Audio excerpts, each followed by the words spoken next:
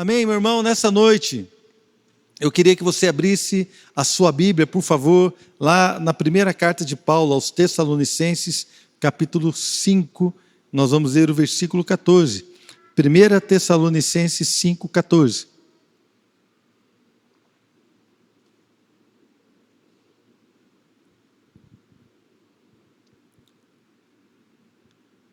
Amém? Exortamos vocês, irmãos, a que advirtam os ociosos, confortem os desanimados, auxiliem os fracos e sejam pacientes para com todos. Senhor, obrigado por esta noite, obrigado pela oportunidade de nos reunirmos como igreja. Ó Pai, de poder ouvir a sua palavra. Ó Deus, que a sua palavra nessa noite possa vir ao encontro dos nossos corações, ó Deus, e ministrar tudo aquilo que está na sua perfeita vontade. Pai, eu oro para que os irmãos que estão em casa possam estar atentos, que nada roube a nossa atenção e que nós possamos, ó Deus, então, ó Deus, ser fortalecidos pela tua palavra, pelo teu cuidado e pela tua graça, em nome de Jesus. Quero agradecer você que nos visita hoje aqui na igreja. Sei que tem a pastora Margarete. É Margarete? É isso, né? Obrigado pela visita da senhora. Deus a abençoe, viu? Muito obrigado pela sua visita. Queremos também agradecer você que nos acompanha aí pelo YouTube pela primeira vez. Que Deus possa ministrar ao teu coração. Irmãos, a palavra do Senhor mostra que nós, como igreja, somos um corpo. E o corpo, ele precisa de cuidados, ele precisa de sustento, mas ele também precisa de cuidados. Então, eu imagino que quando você tem uma unha encravada, ou então você está só com uma cutícula inflamada, sabe aquela pelinha que sai da unha? Você toma cuidado com aquilo, você não bate em qualquer lugar, porque aquilo dói. Então você protege a sua mão, você protege a parte que está doendo, porque nós queremos proteger o nosso corpo e cuidar do nosso corpo. Quando nós lemos este versículo que Paulo escreveu aos Tessalonicenses, nós entendemos aqui que existem alguns tipos de pessoas que devem ser tratadas de uma maneira diferenciada. Algumas pessoas, alguns grupos que estão presentes na igreja, estão presentes na igreja, no corpo, que devem ser, devem ter uma atenção especial e um trato diferenciado. Eu acredito, irmãos, que nós podemos então entender o que Deus quer falar aos nossos corações através daquilo que está neste versículo. Nós cuidamos do nosso corpo. A Bíblia diz que quando um membro sofre, todos sofrem com ele. Quando um membro é honrado, todos os outros se alegram com ele. Irmãos, então, na verdade, se tem alguém sofrendo, todo mundo sofre com ele. Se tem alguém que está feliz, nós nos alegramos com ele. A palavra de Deus diz, que nós devemos chorar com aqueles que choram e devemos também nos alegrar com aqueles que se alegram. Então, o cuidado com o corpo é importante. O cuidado com as vidas também é importante. Nós entendemos que ninguém é melhor do que ninguém. Há diferenças, sim, de responsabilidade, há diferenças de função, mas não existe diferença de valor. Todos que estão hoje na igreja têm o mesmo valor. Jesus morreu por nós da mesma forma. Morreu pelo pastor e morreu por aquele que acabou de se converter da mesma forma. O pastor não é melhor do que a pessoa que acabou de entrar na igreja. Amém, irmãos? O que nós temos são responsabilidades diferentes. Como nós podemos entender, eu não posso cobrar, de repente, do Davi, que tem 15 anos, que é filho do pastor Fabiano, a mesma postura e responsabilidade que o pastor Fabiano tem. O pastor Fabiano já tem 3 filhos, é pastor de uma igreja, então ele tem uma responsabilidade e nós esperamos dele uma postura, uma conduta. Que nós não vamos esperar de alguém que está com 12, 13, 14 anos, ou então de um solteiro. Na verdade, irmãos, são condutas, são momentos da vida diferentes, mas todos nós temos o mesmo valor diante de Deus. Outra coisa que eu gostaria de dizer, que estes grupos de pessoas, os quais nós vamos falar aqui hoje, não significa que as pessoas são definitivamente rotuladas dessa forma. Ou seja, como nós vemos aqui, que nós devemos advertir o ocioso, não significa que ele vai ficar para sempre daquela forma. Na verdade, a advertência tem a intenção de tirar o ocioso daquele estado. Amém, irmãos? Auxiliar os fracos, não é porque a pessoa vai ficar fraca para sempre, nós estamos ajudando enquanto eles estão fracos, mas nós estamos crendo que ele vai sair daquela situação para viver tudo aquilo que Deus tem para ele. Então nós podemos entender que talvez o momento que eu estou passando, que você está passando, não nos define, não significa que você é assim. Nem se você está num momento maravilhoso, que você está bem, não significa nada, significa que nós estamos bem, porém temos que cuidar da nossa vida e temos que caminhar para presenciar e vivenciar tudo aquilo que Deus tem para nós. Pode ser um momento, pode ser uma fase, mas na verdade o que Deus tem para nós, querido, é cuidado mútuo. Aquele que está fraco hoje é ajudado, amanhã ele vai estar fortalecendo alguém, e assim nós vamos caminhando. Então nós entendemos neste versículo que o apóstolo indica que há pessoas que precisam de uma atenção especial. São momentos, como eu disse. Vamos ver novamente 1 Tessalonicenses 5,14. Exortamos vocês, irmãos, a que advirtam os ociosos, confortem os desanimados, auxiliem os fracos e sejam pacientes para com todos. Temos aqui 4 tipos de pessoas: os ociosos, os desanimados, os fracos e todos. Todos são todos, acho que todos englobam até os 3 anteriores. Mas pelo menos 4 tipos de pessoas. E cada tipo tem as suas características e necessita de uma atenção, de uma abordagem diferenciada. O trato com cada um, a maneira de tratar cada grupo, nós entendemos aqui que são maneiras diferentes. Então, vamos começar vendo os ociosos. A Bíblia diz aqui que nós devemos advertir os ociosos. E quando nós vemos esse versículo, irmãos, quando você vai lá em 1 Tessalonicenses, capítulo 1, versículo 1, ali no comecinho da carta, você vai ver que Paulo está escrevendo para a igreja. Então, a atitude de advertir alguém, ou de ajudar outra pessoa, ou talvez de exortar, de encorajar outro tipo de pessoa, esta atitude deve ser de todos nós, é da igreja. Não é da liderança, é uma carta que foi escrita para a igreja. Então, este versículo diz respeito a você que está aqui hoje. Você deve agir dessa forma, você deve advertir os ociosos, você deve consolar ou fortalecer os fracos, você deve ajudar os fracos, você deve chamar a atenção e você deve encorajar aqueles que estão desanimados. Todos nós devemos ter paciência com todos. Na verdade, esta é uma atitude que eu e você devemos ter como igreja. Estar atentos àquilo que Deus tem para nós. Ou você acha que a igreja, irmãos, eu quero dizer para você, isso que nós estamos vivendo aqui não é igreja, isso é culto. E o culto é uma bênção, amém?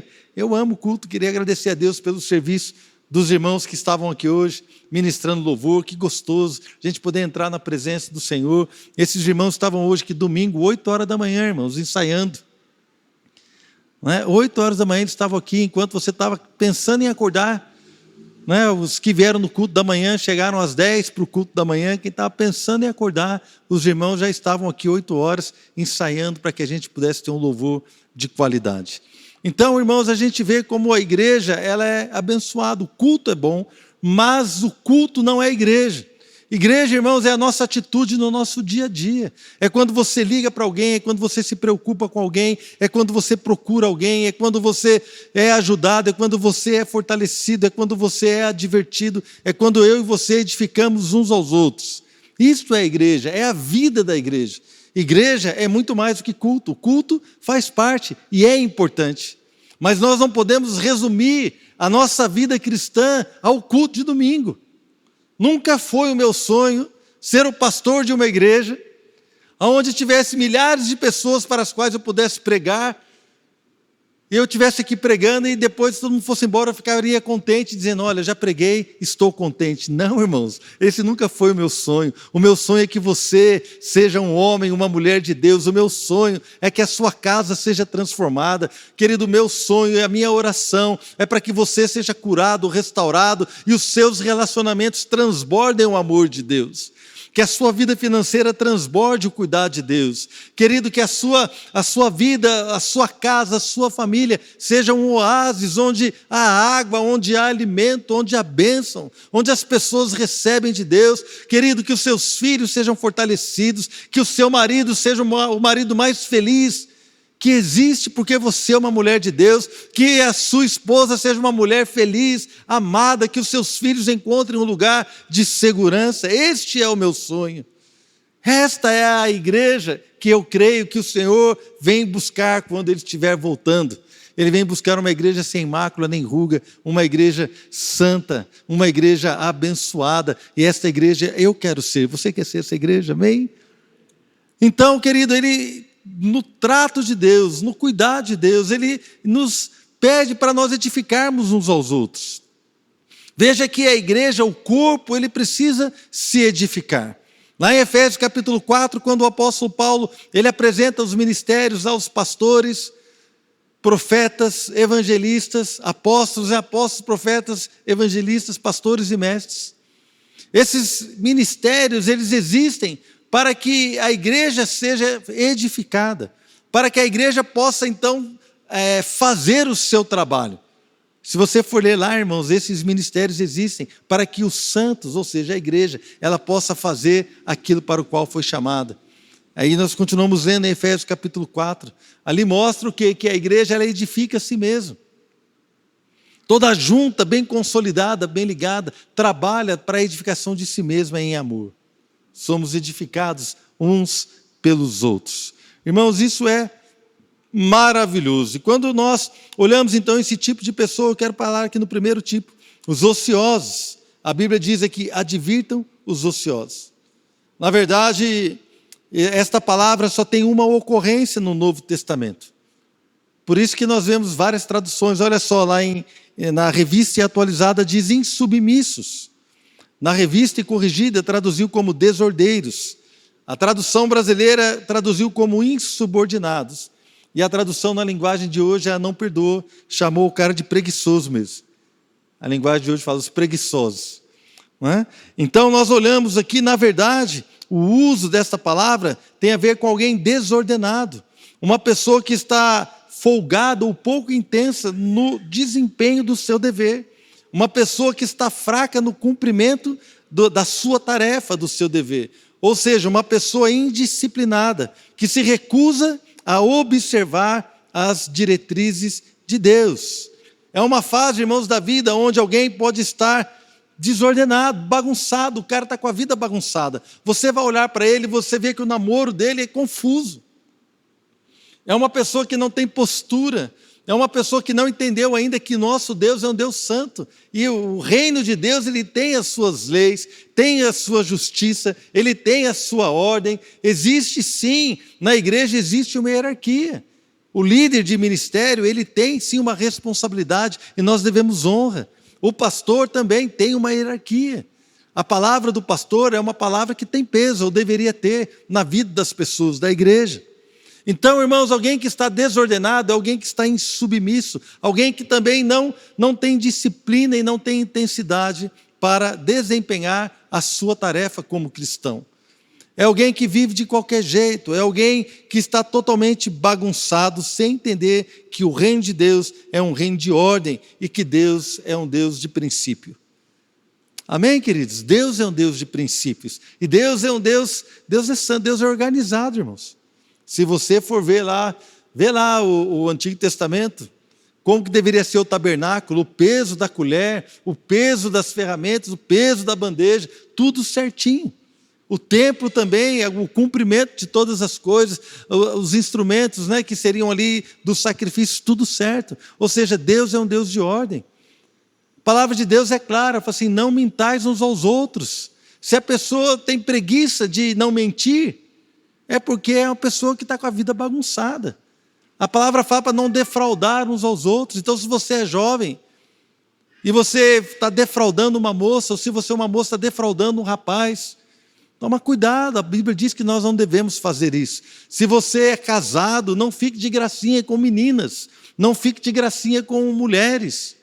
Se você é casada, minha irmã, não fique de gracinha, de conversa furada, fiada, com outros homens. Isso é quebra de princípio. Isso significa bagunça na sua vida espiritual.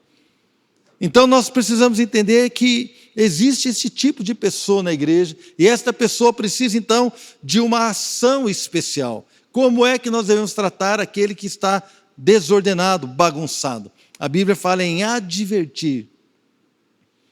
E advertir tem a ideia de admoestar, de avisar, chamar a atenção, reprovar esta pessoa, mas gentilmente. Você não precisa apontar o dedo para ela e falar assim, você está errado. Não, você pode ser gentil nisso e confrontar essa pessoa com gentileza. Na verdade, essas pessoas precisam ser confrontadas com a realidade da vida cristã. Eu me lembro que eu era novo convertido, irmãos. Devia ter alguns meses de conversão, já era casado, e eu fui no encontro onde só tinha homens. Nós fomos passar a noite numa chácara, com o pastor da época, ele ministrando para os homens, e eu lembro que eu contei uma piada, que eu estava acabando de vir do mundo, e eu contei uma piada que eu trouxe da minha vida antiga, e eu contei aquela piada numa rodinha de irmãos, e os irmãos ficaram assim meio sem graça, que não era uma piada própria de crente, não tinha princípios, não tinha nada. Então, na verdade, era algo realmente bem mundano, e ficou aquele silêncio, o pessoal ficou meio desconfortado, aí ficou um irmão com muita gentileza e com muito amor, ele olhou para mim e falou assim, Marcelo, você agora está numa nova vida, você agora está num novo modelo de vida. Eu quero dizer para você, esse tipo de vocabulário, esse tipo de palavra, isso não condiz mais com aquilo que alguém espera de você. E ele me repreendeu com gentileza. Eu aprendi, irmãos. Amém? Eu aprendi. Por quê? Porque quando você é confrontado, você tem dois caminhos a tomar. Ou você reconhece que está errado e você aprende, ou então você decide continuar desordenado e você continua totalmente avesso àquilo que Deus está querendo fazer na sua vida. Mas o nosso papel como igreja é chamar a atenção dessa pessoa. Ela assim, meu irmão, coloque a sua vida na ordem de Deus. Coloque a sua vida numa ordem que Deus vai te abençoar. Querido, tem uma bagunça. Eu lembro uma vez, visitei um casal, e eu falei para eles com muito amor, eu falei assim, querido, hoje lá na minha casa, nós fizemos peixe no almoço. Quem já fez peixe no almoço aí? Ou na janta? Quem fritou peixe em casa, irmãos? É gostoso, né? Mas fica um cheirinho depois, não fica? Vocês concordam? E eu conversando com aquele casal, eu falei assim, hoje nós fritamos peixe lá em casa. Aí eu cheguei na hora do almoço, para almoçar, tinha peixe frito. E a hora que eu entrei em casa, eu já senti aquele cheiro de peixe. Depois eu sentei, almocei e fiquei tranquilo. Logo depois, 1 hora depois, mais ou menos, eu lembro que o Fabiano e o Etel foram, nós tivemos uma reunião, e eles foram em casa. Eles entraram e eu perguntei para eles, vocês estão sentindo cheiro de peixe? Ele falou assim, estamos sentindo cheiro de peixe. Eu já não estava sentindo mais, porque eu havia me acostumado, o meu nariz acostumou com o cheiro. Eu não estava sentindo mais. Mas eles, assim que eles entraram, eles sentiram um peixe, o cheiro, né? Aí eu falei para esse casal, falei, por que eu estou contando isso para vocês? Porque eu vou dizer para vocês, irmãos, o que cheira aqui, espiritualmente falando, é bagunça. A vida de vocês está bagunçada. Não tem respeito entre marido e mulher, não tem respeito entre os filhos. A vida de vocês está totalmente desordenada. E vocês já estão vivendo há tanto tempo nessa situação que vocês não conseguem sentir o cheiro, o mau cheiro dos erros espirituais que vocês estão cometendo. Mas eu quero dizer para vocês, como pastor, com muito amor, tem muita coisa errada aqui, irmãos, e vocês talvez não estejam percebendo, mas eu quero chamar a atenção de vocês. Com muito carinho, vocês acham que foi com carinho? Mais ou menos, né, irmão? Mas foi com muita gentileza, mas tem momentos da vida que nós precisamos chamar a atenção das pessoas para a realidade, dar um choque de realidade, mas sempre com amor, amém, irmãos? Sempre com carinho. Por quê? Porque se a pessoa continuar vivendo uma vida bagunçada, um certo dia vai dar ruim, irmãos. Não vai funcionar, não vai funcionar.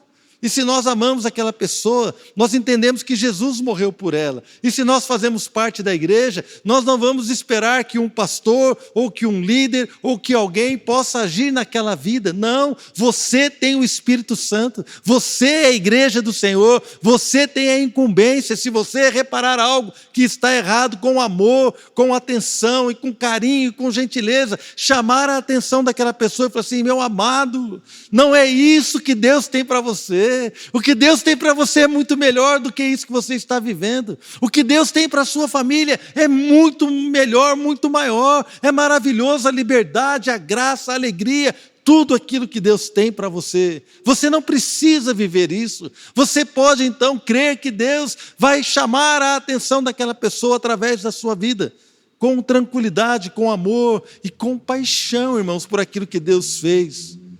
Nós então podemos fazer isso, não só podemos, como devemos. O segundo grupo de pessoas são os desanimados. E a palavra de Deus aqui fala para nós confortarmos os desanimados. Que também tem outras traduções como covardes, tímidos.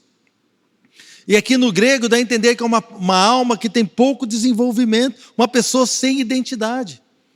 Então, irmãos, os desanimados que estão aqui, que precisam ser confortados e também, por que não, confrontados, encorajados, são pessoas que perderam a identidade do que Deus implantou na vida delas. Então, quando nós perdemos a identidade, nós desanimamos. Por que é que eu estou aqui na igreja? Por que é que você está aqui na igreja? Esse final de semana eu estive na casa da minha filha, então está bem fresquinho este exemplo. A minha filha, Fernanda, ela é médica, ela já passou já fez 2 residências e passou agora para a 3ª. E a gente estava conversando e ela falou assim: pai, muitas vezes eu paro e falo assim, por que eu estou fazendo isso? Por que eu estou estudando tanto? Por que parece que eu estou perdendo tanto tempo da minha vida nisso aqui? Porque o coração dela, irmãos, e o sonho dela está na igreja. Ela queria ter tempo para estar na igreja, queria ter tempo para estar ministrando. Ela gostaria de estar envolvida em outras coisas.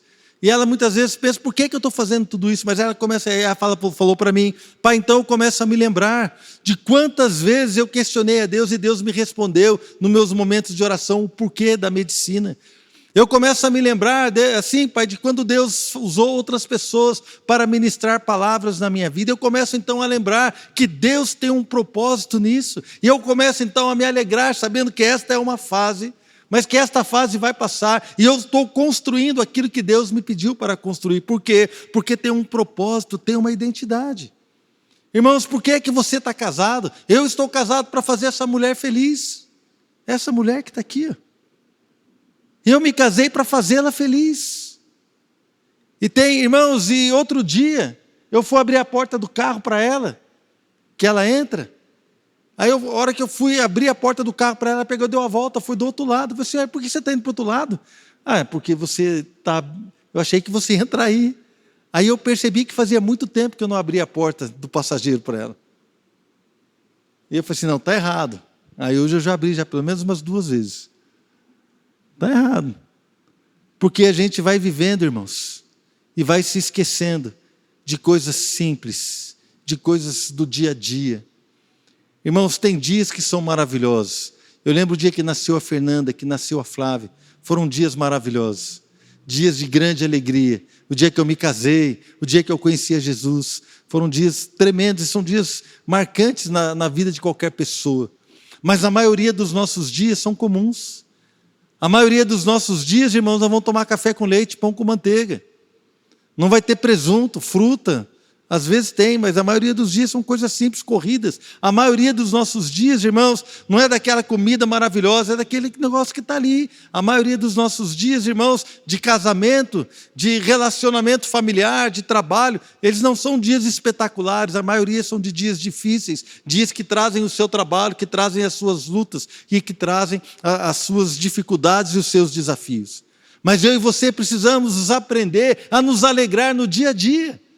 Porque se eu e você nos alegrarmos das coisas pequenas, irmãos, se você tem uma esposa ou um marido, a hora que você acordar, se alegre, porque você está casado. Amém? Alegre-se. Se você tem uma casa, se você dormiu bem, se você está bem alimentado, querido, se alegre. E nós então esquecemos dessas coisas.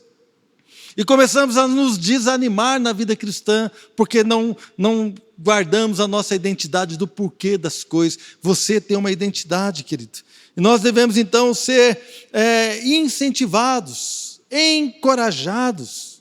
Não podemos ver um irmão definhando com desânimo. Pega uma pessoa desanimada, irmãos, um crente desanimado, é a coisa mais triste que tem. É uma pessoa que não tem força, é uma pessoa que não tem alegria, é uma pessoa que não tem alegria no louvor, é uma pessoa que não tem alegria, nós vamos ter a conferência, não, nós vamos ter não sei o que, tudo para ele é difícil, tudo é difícil. A pessoa não sabe o porquê das coisas. Fala assim, querido, nós voltamos com o GR, eu participei, já falei junto com a Adriana, foi tão gostoso, foi uma bênção, ver a alegria dos irmãos, ver aquele momento, nós estarmos juntos. Pastor, mas eu não gosto do virtual. Irmãos, quem é que gosta? Ninguém gosta.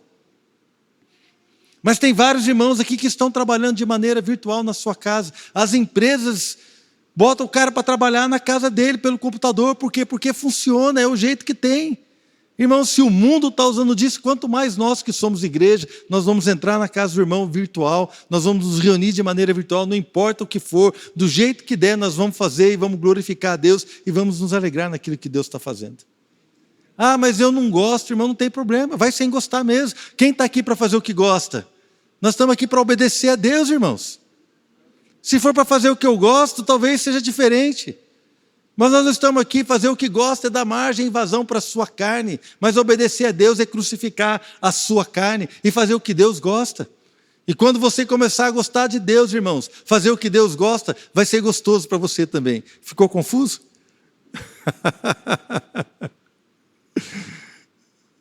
Quando nós amamos o que Deus ama, vai ser maravilhoso, irmãos.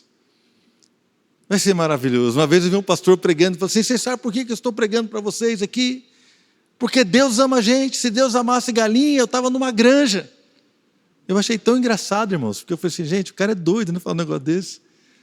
Mas eu entendi. Qual o propósito de nós estarmos aqui? Porque Deus ama você, Deus ama a igreja, Deus quer trazer uma palavra que vai edificar a sua vida, que vai fazer com que a igreja viva esta realidade.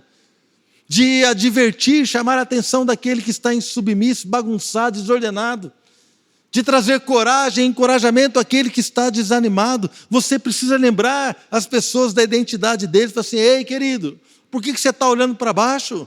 Você é a geração eleita, nação santa, sacerdócio real, povo de propriedade exclusiva do Senhor. Você foi chamado das trevas para falar das grandezas, para proclamar as virtudes do Deus Todo-Poderoso. Você é mais que vencedor em todas as coisas. Ei, irmão, vem cá, por que você está triste, desanimado? Deixa eu te dar uma palavra. Meu irmão, se Deus é por nós, quem será contra nós? Querido, Jesus falou mesmo que a gente teria tribulação, aflições, seria complicado, uma ou outra coisa. Mas olha, Jesus falou, tenha bom ânimo. Irmãos, não desanima não, tenha um bom ânimo. Ele venceu o mundo, a vitória dele é a sua vitória. Você pode estar passando algo agora, você pode estar desanimado, mas eu quero te lembrar, você foi chamado para viver uma nova realidade. Aquele que está em Cristo é nova criação, você é nova vida. As maldições passaram, o pecado não pode mais te levar para o inferno, porque Jesus morreu por você, a graça dele te basta, o sangue de Jesus está sobre a sua vida. Ei, não olha para baixo, olha para cima, da onde vem a sua redenção. O Senhor vai te ungir, vai te capacitar, Ele vai te fortalecer. Não desanima, não desanima. Mas nós muitas vezes vemos o irmão desanimado e ficamos esperando chegar um pastor para dar uma palavra para ele. Eu quero dizer para você, querido, é você que vai levantar o seu irmão desanimado. É você que vai encorajá-lo. Eu nunca me esqueço, irmãos, quando eu estava cabisbaixo, vivendo um momento difícil da minha vida financeira, ministerial, tudo complicado, tudo enrolado, andando em santidade, andando tudo certo, graças a Deus, mas não vendo as promessas de Deus se cumprindo. Então, chegou um momento, querido, que eu estava completamente desanimado. Morando numa casa de aluguel, numa casa pequena, os meus móveis ficavam na garagem, a garagem tinha goteira, estragou tudo, meu sofá, irmãos, estragou os móveis que nós tínhamos. Havia mofo na minha casa, tinha um vazamento no quarto das minhas filhas, então eu as colocava para dormir no meu quarto, elas dormiam no chão, e o colchão, cara, vazava água por baixo, o colchão acordava molhado, porque a casa era toda mal, como é que se diz assim, mal construída, então tinha umidade em toda a casa. Tinha um terreno no fundo da casa, então tinha terra até o meio aqui, 1 metro e pouco de terra na parede do fundo. Você olhava na parede do corredor, era tudo mofado, não batia sol, era um lugar terrível, eu não tinha dinheiro para sair dali. Eu estava construindo a minha casa, mas não tinha dinheiro para acabar a minha casa, eu não tinha o que fazer, não tinha nada, irmãos. Então um dia eu sentei chateado, as minhas filhas com problema de respiração, com alergia, com todo tipo de dificuldade, eu sentei, fiquei cabisbaixo, aquele dia eu estava mal. Mas Deus então pegou a minha esposa, a Adriana, botou a mão na minha cabeça e falou assim, eu vou orar com você, e começou a orar, e ela começou a falar assim, Marcelo, você é vencedor, Jesus te chamou, mudou a sua história, lembra de onde você saiu? E ela começou a ministrar sobre a minha vida, orar, orar, orar. Quando eu levantei daquela cama, eu lembro, irmãos, como se fosse hoje, eu levantei daquela cama, eu era outro homem, eu falei assim, não tem problema, eu estou passando esse momento aqui, mas nós vamos para cima, nós vamos vencer, nós vamos sair dessa situação, e Deus fez, querido. O seu deserto não é para sempre. A sua luta não é para sempre. O que Deus quer fazer na sua vida é grande. O que Deus quer fazer na sua vida é maravilhoso. Jesus morreu por você. Então nós podemos chegar e lembrar disso, a nossa identidade, a identidade da igreja. A identidade de alguém que é marcado pelo Espírito, de alguém que tem o sangue de Jesus sobre ele, de pessoas chamadas para ter mudança, transformação de vida, vida em abundância, famílias fortes, relacionamentos curados, sarados, livres de todo vício, de todo mal, de tudo aquilo que nos atrapalha. Nós somos a igreja. Ora, irmão, se Deus é por nós, quem será contra nós? Aquele que não poupou o seu próprio filho, antes por todos nós o entregou, como não nos dará juntamente com ele, graciosamente, todas as coisas? Irmãos, essa é a sua identidade. E é isso que você precisa imprimir na vida do seu irmão que está desanimado, desencorajado. Encoraje ele, dê uma palavra para ele, porque às vezes o irmão chega para a gente e fala assim, nossa, está tão difícil, né? Eu não aguento mais ouvir o pastor Marcelo, ele sempre prega a mesma coisa. Aí você fala para ele assim, não, é verdade, irmão, é difícil, né? Os exemplos dele sempre os mesmos. Sempre conta o mesmo testemunho. Eu não aguento mais ouvir aquele um da casa dele lá. Se o irmão chegar para você assim, nossa, está tão difícil, fala assim, querido, pode estar difícil, o choro dura uma noite, mas a alegria vem pela manhã. Querido, levanta a cabeça, meu irmão, o Senhor é contigo. Pode estar difícil hoje, mas vai ser difícil para sempre. Lembra de onde Deus tirou, lembra quantas coisas você já venceu, lembra, querido, como Deus te ama. Olha, meu, a sua identidade é diferente, você é uma nova criatura, o Senhor já te perdoou, os seus pecados não podem mais te condenar, meu irmão, você é livre, livre para viver nova vida, você é livre para buscar uma transformação, e Deus vai fazer, sabe por quê? Deus é o maior interessado na sua vitória. Quantos concordam que é melhor? Então, meu irmão, nós somos chamados para encorajar os desanimados. Terceiro grupo de pessoas, os fracos. A Bíblia diz aqui, seriam os fracos. E os fracos são as pessoas que estão sem vigor, vivendo no estado de fraqueza, de esgotamento. Então, refere também à falta de recursos que são precisos para a pessoa mudar de vida. Literalmente, é alguém que está sem força adequada, uma pessoa frágil, fragilizada. Então, como é que nós devemos agir com os fracos? Auxiliem os fracos. O fraco, irmão, tem que ser ajudado. Tem gente que não adianta você falar para ele assim, não, meu irmão, vamos lá e tal, porque o cara está tão fraco que o cara não consegue nem levantar a cabeça. Então, você vai pegar, vai levantar a cabeça dele e você vai ajudá-lo. Você vai dar o ombro para ele apoiar, botar a mão no seu ombro e ele vai sair andando. Amém, irmãos? Você vai, se precisar, você vai dar carona, vai buscar, você vai ligar durante o dia, vai ligar durante a semana e vai estar levantando aquela pessoa, e nós vamos ajudar os fracos, porque os fracos precisam de ajuda. Não podemos deixá-los, que eles podem estar esgotados, sem força para reagir. Então eles precisam de uma ajuda, de um suporte. Irmãos, e esse é um trabalho da igreja, você não pode deixar esse trabalho apenas para o pastor. Irmãos, eu sou uma pessoa limitada. Nós, os pastores, somos limitados, mas você pode ajudar, você deve ajudar, porque esta palavra não é escrita para líderes, esta palavra é escrita para a igreja. Eu e você devemos fazer todas estas coisas. Você pode e deve ajudar os fracos. Irmãos, a minha mãe estava orando e Deus falou com ela para dar uma oferta na vida de um casal. Ela não tem ideia do que está acontecendo. Ela falou assim para mim, Marcelo, porque eu ajudo com as contas dela, né? Faço os trâmites, as transações bancárias, eu que faço para ela.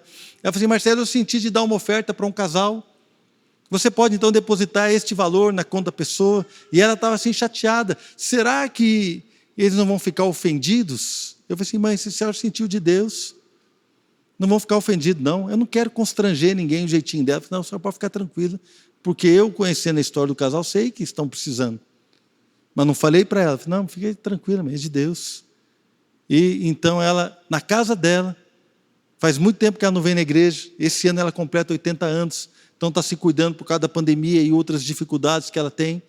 Mas ela está firme, deve estar me vendo agora. Se não tiver, depois eu converso com a senhora. Né? Deve estar me vendo agora. Já participa dos cultos, participa de tudo, alegre, feliz. Irmãos, eu gosto de ligar para ela depois do culto, que ela fala assim, Marcelo, que palavra abençoada. Ela é minha fã. É uma bênção, irmãos. Ela nunca reclamou de uma pregação minha. Mãe é mãe, né, irmãos? Então, ela estava lá na casa dela. Mas sentiu por quê? Porque a igreja é assim, irmãos. A igreja, ela é um organismo vivo. Ela deve cuidar de si mesma. E Deus, sabendo disso, o Espírito Santo tocou no coração dela para que ela pudesse abençoar outra família. Irmãos, isso é maravilhoso. Somos chamados para viver isso. E o quarto grupo de pessoas são os todos. Sejam pacientes para com todos. Todos são todos, não é mesmo? Todos nós estamos nesse tipo. Todos nós precisamos de paciência. Qual então é a maneira que nós devemos tratar com todas as pessoas com paciência? Irmão, tem que ter paciência. Nós vamos errar, nós vamos acertar, nós nem vamos sempre na mesma velocidade, mas a gente tem que ter paciência uns com os outros. Vocês precisam ter paciência comigo. E eu preciso ter paciência com vocês. É assim que funciona. Eu tenho que ter paciência com a Adriana, ela tem que ter paciência comigo. Às vezes nós temos paciência com aqueles que são de fora. Você tem paciência com aquele cara chato do seu trabalho, que fica pegando no seu pé, que conta piada sem graça, que fica mandando vídeo que você não quer ver. Você tem paciência com ele. Chega na sua casa, sua esposa fala um negócio, você briga com ela. Não tem paciência com o filho. Tem um cara que para o carro de qualquer jeito lá no trabalho, você nunca fala nada, porque é um estranho. Mas na sua casa, irmãos, misericórdia, se a criança derruba o açúcar na mesa, na toalha, a pessoa já perde a estribeira, já xinga, já fala, não. Tem que ter paciência, meu irmão. Tem que ter paciência. É uma ordenança da palavra, tenha paciência. Tenha paciência com o seu colega de ministério. Tenha paciência com o irmão do louvor, que erra aqui uma nota. Eles erram, ficam todos preocupados. Eu falo para eles, 90% da igreja não percebe que vocês erram. É um ou outro que percebe, a gente nem sabe. Mas eles ficam todos, então tem que ter paciência, irmãos. Paciência com o seu líder, né? Com o líder do seu ministério, de onde você está trabalhando. Paciência se você está dirigindo um grupo de relacionamento com aquele que vai, não vai, aparece, some. Tem que ter paciência. Não, tem que ter paciência. Quando você tem paciência, o fruto é bênção, irmãos. Estava lembrando aqui do dia que eu ensinei minha mãe a procurar um filme na Netflix por telefone. Imagina, irmão.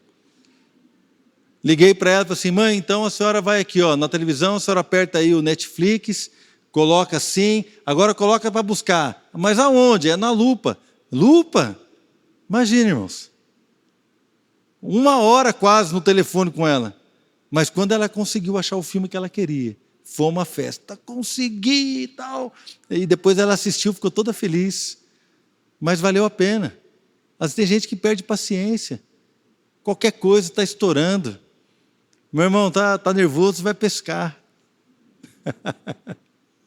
Tem que ter, querido. Seja paciente com o seu filho. Você nunca foi adolescente, não? Nunca foi adolescente, irmão? Tem criança. Não si mesmo, irmãos, eu era tão bagunceiro. Misericórdia. Né? Tem que ter paciência. Então, a minha neta vai ser uma menina. E eu mandei um recado para o Marcelo, meu genro, falei assim, agora você vai entender porque eu fui tão chato com você. Ele precisou ter paciência comigo. Não é? Falei assim, agora você vai entender o que é ser pai de menina. Irmãos, nós precisamos caminhar dessa forma. Somos a igreja do Senhor, amém? Eu queria que você fechasse os teus olhos nessa noite. Deixasse o Espírito Santo ministrar ao teu coração.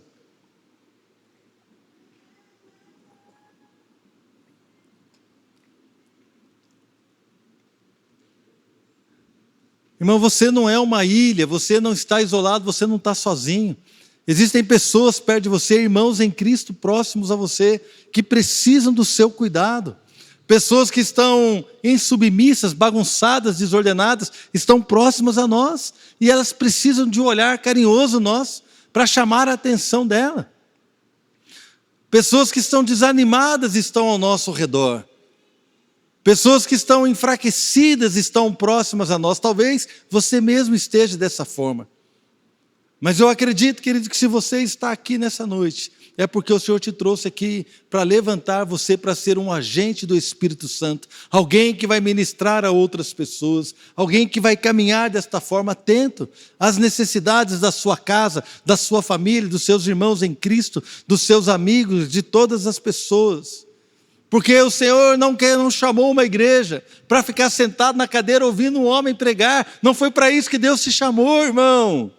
Deus te chamou para fazer a diferença nessa terra, amém? Deus te chamou para viver algo maravilhoso na sua casa. Deus te chamou para transformar a sua vida. Deus te chamou para que você seja a igreja. Querido, quando você sair por aquela porta, você está entrando num campo missionário, onde você vai agir como homem e mulher de Deus, onde você vai fazer a diferença. Deus não chamou pessoas para ficar sentado no auditório ouvindo boa música e ouvindo um cara pregar. Não é isso que Deus tem para nós. Essas coisas são maravilhosas, fazem parte. Eu gosto de pregar, eu gosto de sentar e ouvir uma boa pregação. Eu amo, na verdade, ouvir quando as pessoas pregam. É maravilhoso, eu tenho prazer, mas não é isso. A vida cristã não se resume ao culto de domingo. A sua vida cristã precisa extrapolar esta hora e meia que você está aqui. Você não pode se contentar em viver apenas isso. A sua vida cristã não é isso, irmãos. A sua vida cristã é muito mais do que isso. Vá na sua casa e faça a diferença. Vá na sua família e seja um agente de cura. Oh, meu irmão, vá na sua casa e seja alguém transformado, alguém que vai ser um agente do Espírito e vai levar transformação. Vá, querido, conversar com seus familiares. Seja um exemplo, um testemunho vivo da glória, do mover de Cristo, do milagre, da salvação, da transformação. Você é nova criação em Cristo Jesus. Você é chamado para fazer a diferença. Nós não estamos aqui para ficar sentado ouvindo o outro. Não, irmão. Nós queremos ser instruídos para sair daqui e então viver tudo aquilo que Deus tem para nós. Irmãos, a nossa vida cristã começa quando nós saímos daqui. Na verdade, eu não vejo a hora de chegar na minha casa hoje e falar para minha esposa: como eu posso tornar a sua noite mais feliz, meu amor? Você quer que eu lave a louça? O que você quer que eu faça? E nós perdemos tanta oportunidade, irmãos, de ser bênção, de fazer a diferença. Meu irmão, seja você uma bênção. Foi o que Deus falou para Abraão: seja tu uma bênção. Seja alguém que abençoa. O mundo está cheio de maldição, irmãos. O mundo está cheio de praga. O mundo está cheio de gente ruim, irmãos. Nós somos a igreja. Nós não fomos chamados para julgar o mundo, mas para dar uma palavra de esperança para o mundo. Nós não estamos aqui para ficar olhando um ou outro. Nosso irmão está fraco, né? Nosso irmão está desanimado. Não, querido, não é isso. Se você percebeu fraqueza, desânimo, vai lá e faça a diferença. Em nome de Jesus, a palavra de Deus capacita você a ajudar o seu irmão. A palavra de Deus nos admoesta, nos exorta. A palavra de Deus nos ordena, por que não? A fazer a diferença na vida das pessoas. Vamos fazer a diferença e que o Senhor receba toda a honra, toda a glória e todo o louvor, em nome de Jesus. Se você está enfraquecido nessa tarde, nessa noite, eu quero orar por você. Se você está na sua casa, está num momento de desânimo, num momento de fraqueza, num momento de bagunça, se a sua vida está desordenada, eu quero ser agente do Espírito Santo na sua vida. Eu quero ministrar sobre você uma palavra de bênção. Pai, em nome de Jesus, se alguém, Senhor, bagunçado, desordenado, enfraquecido, Senhor, sem nenhum vigor, sem forças para reagir, ó Deus, se há alguém, Pai, que está totalmente desencorajado, nessa noite nós cremos que o Seu Espírito está aqui e nós queremos ministrar essas vidas, para que elas possam ser fortalecidas, libertas, transformadas, possam então, Deus, assumir a identidade que tem em Cristo e possam viver tudo aquilo que o Senhor tem para elas, em nome de Jesus. Amém, querido? Amém? Se você está perto de alguém da sua família, eu quero que você faça uma pergunta agora, para aqueles que estão em família: como eu posso fazer a sua noite melhor hoje? Pergunta para ele. Você que está na sua casa, pergunte. Talvez pareça algo simples, né, irmão? Mas quanto tempo seu filho quer ouvir isso de você? Quanto tempo seu marido quer ouvir essa pergunta de você? Quanto tempo seu pai quer ouvir essa pergunta de você? Como que eu posso tornar a sua vida um pouco melhor? Amém? Pai, nós queremos te agradecer por essa palavra, crendo, Deus, que nós vamos viver algo maravilhoso no final de semana que vem, na nossa conferência Herdeiros, porque o Senhor tem preparado, Pai, um banquete para nós, e nós queremos então, ó Deus, fortalecer aqueles que estão fracos, Senhor, dar uma palavra, encorajar aqueles que estão desanimados, dizendo: olha, Deus não desistiu de você, Deus não desistiu de mudar a sua vida, de te curar, de transformar a sua história. Deus pagou um alto preço pela sua vitória. Deus, na verdade, é o maior interessado na sua vitória. Ele é tão interessado que entregou o seu único filho para que você pudesse viver totalmente livre e transformado. Pai, que dá-nos, Senhor, uma semana abençoada, maravilhosa na sua presença. Que nós possamos viver esta palavra, Senhor, como igreja, uma igreja que faz a diferença onde quer que ela esteja.